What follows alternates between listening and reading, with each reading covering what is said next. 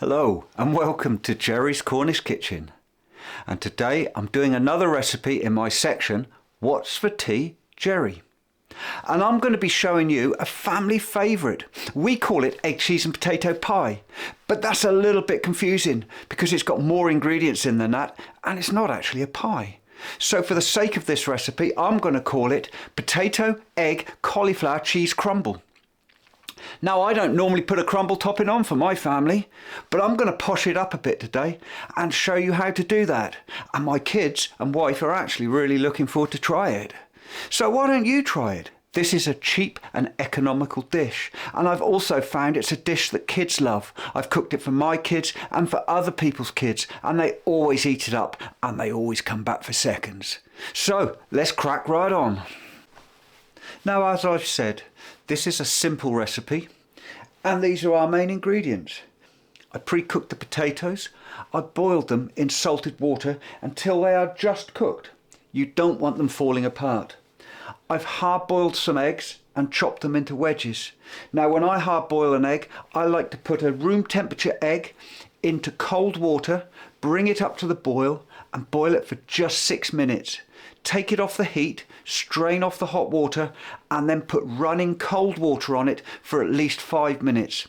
This brings the temperature of the egg down and makes it much easier to peel. I've also pre-cooked the cauliflower. This went into boiling water for 5 minutes. It then came out and was put into running cold water until it was cold. If you were really organised, which I'm not, but if you were really organised, you could be cooking all these ingredients whilst making the cheese sauce. Put it all into the dish hot and put it into the oven. Right, I have my pie dish and I'm now going to assemble it.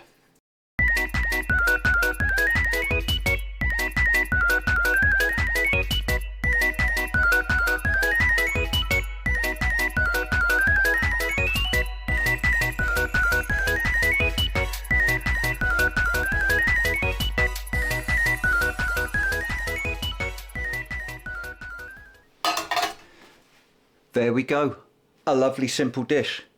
So here we have the ingredients for my crumble topping. I've got 3 slices of white bread.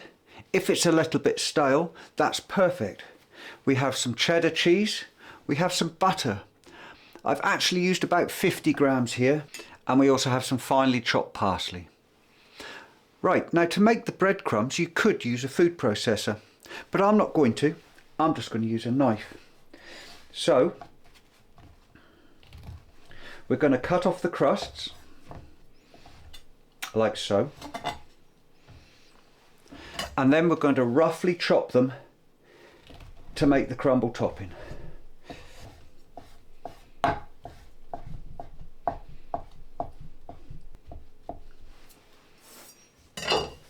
Don't worry if it's still a little bit chunky, that'll make the crumble topping lovely and crunchy and give it added texture. So we've chopped up the bread and now I'm going to add the grated cheese. Mix it around. Make sure we got all of it. Lovely. Right, now I've melted the butter in a microwave. Just a little tip if you are going to melt butter in a microwave, put some cling film over the top of the bowl. Because sometimes what you find is halfway through heating, it goes and you end up with butter all over the inside of your microwave. So to save that, a little bit of cling film helps. Right, now we're just going to add the melted butter into the crumble topping. Mix it in and let that butter soak into the bread. Give it a good stir. And now, chop parsley, a freshly ground black pepper. There we go. There's the crumble topping made and ready to go on top of the crumble. Perfect. We now take a pan and put it onto a medium heat. Into this pan we add 40 grams of butter. We gently melt the butter in the pan. Into this we add half a very finely diced white onion and a bay leaf. picked straight from the garden. The onion and the bay leaf are going to give the cheese sauce a lovely flavour. We heat the onion up until it becomes translucent. At this stage we stick in 40 grams of plain flour. Give it a stir and make sure that the heat isn't too hot. We don't want to burn the flour. Stick it to the bottom of the pan, but stir it, incorporate all the flour into the butter.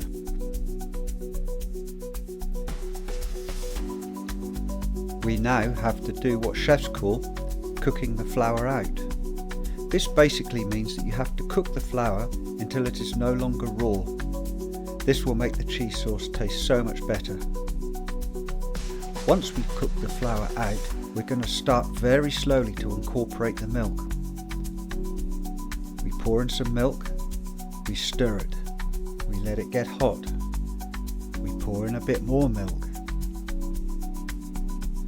we stir it and we let it get hot. Now I'm going to add 1 vegetable stock cube. I guess this isn't a normal ingredient for a cheese sauce, but I find it just adds loads of flavour. And again, we add more milk. We stir it in, making sure that the milk is incorporated and also that the stock cube is dissolved.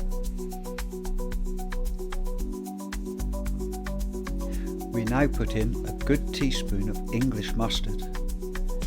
This will make the cheese sauce a lovely colour, but it also gives it real depth of flavour. Stir it in and again make sure it's dissolved nicely.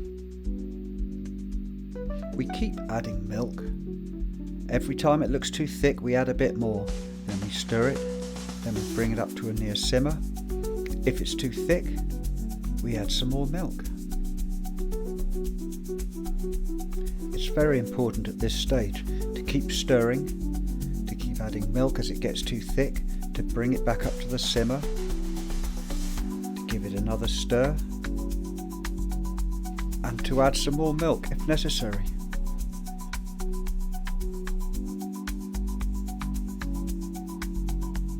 Eventually you reach the stage where you take out the bay leaf. It's done its job and we really don't want it in the finished dish. Now we add in 75 grams of grated mature cheddar and 25 grams of grated Parmesan. These two cheeses will make a delicious rich cheese sauce, which is what we're after.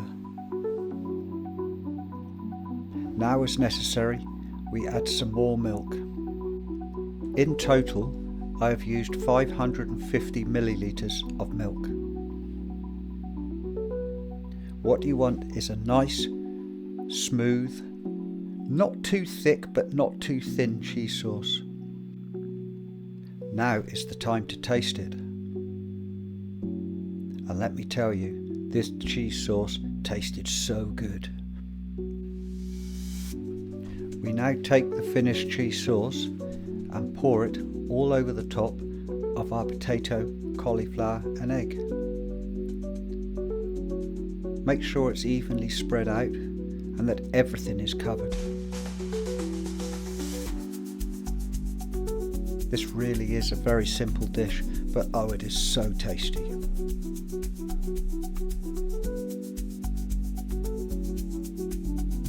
Now at this stage, if you wanted to, you could just grate some cheese over the top of it, put it into an oven at about 180 degrees for about half an hour, cook it, take it out and eat it. But as I said before, I'm going to posh this one up a little bit, and here you can see I'm putting on the crumble topping. Just scatter the crumble topping all over the top. It's going to make it crunchy, chewy, oh, you wait.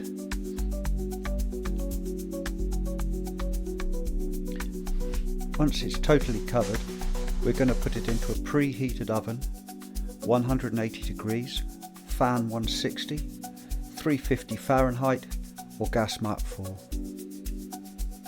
This goes in for about half an hour to maybe 45 minutes. Keep an eye on it as it wants to be just lovely and golden brown on the top and toasted. Right, into the oven it goes.